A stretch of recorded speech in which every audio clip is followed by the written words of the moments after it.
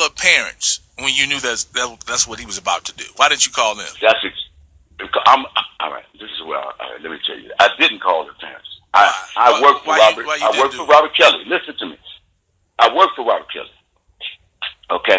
This just happened, and we get to Chicago. I talk to Daryl. I say, hey, man, what you doing, man? He can't do this, man. I'm supposed to call Daryl, but my loyalty was to Robert. Right then, I didn't know he was sleeping with a lady. Well, you knew he was about to marry her. You knew it was uncomfortable, that it was illegal. You knew that she's minor. I mean, it was an uncomfortable situation. Are you a father? At that moment, yes, I am. So, yes, I am. Do you have a daughter? I have remorse. I have remorse for that, man, so much. It was a bad decision. I made that. I'm not a perfect person. In reading Jennifer Bonjean's objections to the pre-sentence report, it should be clear a lot of the information that I have been dedicated in keeping to the forefront, and other information everybody likes to skip around while trying to present this case.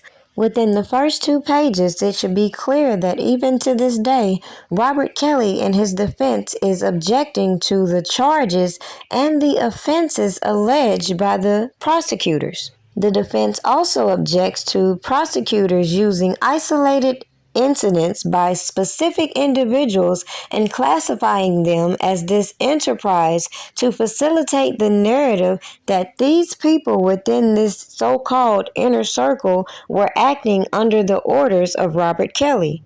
Now let's pause for a second. It should also be clear why I could not take a lot of these people blogging on the subject serious when they want to conveniently focus on one individual and take the focus off of how a lot of these people were brought to our public attention in the first place. Now, the first offense being challenged, which we can see in paragraphs 16 through 17, Bonjean is pointing out, as I have said from the beginning, none of these people can prove a sexual encounter happened between Aaliyah and Robert Kelly. However, we can see how certain individuals were brought to these public platforms to keep pumping the narrative that this action actually occurred and this ceremony was legit, despite all the shady activities other people admitted to, which clearly does not prove that Robert Kelly had anything to do with. Paragraphs 17 through 18 clearly points out the problem with the prosecutors painting this narrative this man was recruiting minors when he objects to the notion that he had anybody passing out his personal numbers, especially to minors. With that said, it would seem like to me any individual who acted on their own accord, passing out his information, violating his rights, trying to set up their own janky-ass liaisons, should be held accountable for their specific actions. But instead, what we saw was the government try to put all this janky-ass information out there that would lead people to believe that this man is a threat to the community and that he's preying on children. Paragraph 19 speaks on these non-disclosures which these people wanted to be so obsessed about, like this isn't a natural thing that happens with celebrities and high-profile individuals. So with that said, why aren't individuals who claim they did these settlements, signed these non-disclosures, being held accountable for their roles? Nonetheless, even these rules that the prosecutors tried to put out there that this man was so controlling has been objected to, considering no high-profile person would want any random individuals wandering through their homes as they're conducting business. Paragraph 20 goes into the wage disputes, which common sense should tell you even that is a civil litigation that should not be included in a criminal case, period.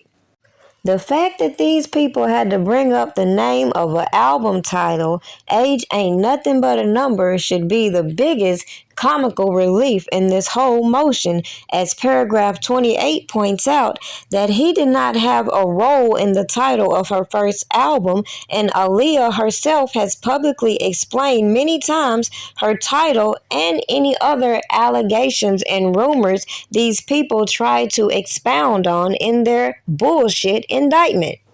Now I'll conclude this video as I have posted the documents for you to go over yourself, but I just wanted to bring home how this motion is headed and a lot of the information I have put before you, while a lot of people wanted to come out here and try to add fuel to the allegations the prosecutors have alleged. In reading the rest of the allegations that have been debunked by the defense, it should be very clear that I have said they had no proof to prove these sexual abuse claims. That is where I have always stood.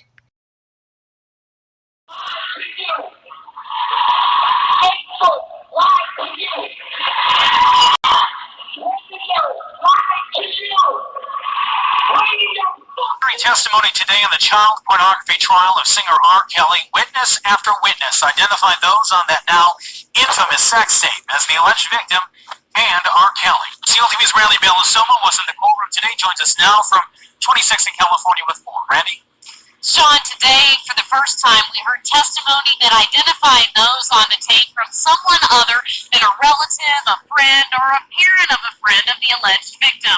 We heard from a former employee of R. Kelly who said at first she did not want to believe that it was him.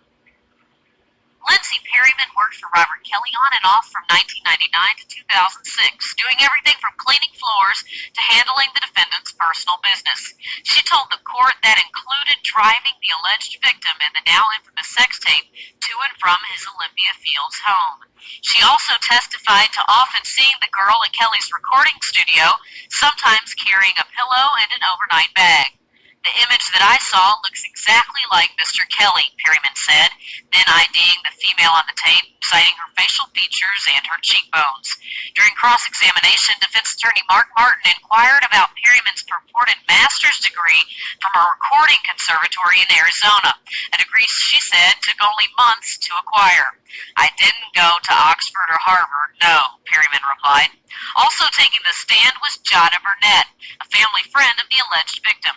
She said the female on the tape was about 12 or 13 at the time and noted her distinctive cheeks and facial structure. However, that's as far as she could go. Here's an exchange during cross-examination by defense attorney Sam Adam Jr. At some point, you'd have had to have seen her naked. You were so close, right? I've never seen her naked. 22-year-old Raven Gangler testified as well, saying the girl on the tape was her friend from junior high. She said that was something that was absolute and said the alleged victim was very proud of her relationship with R. Kelly.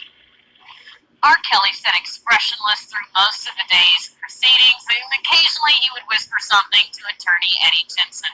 If convicted, he could face up to 15 years. Two basketball coaches.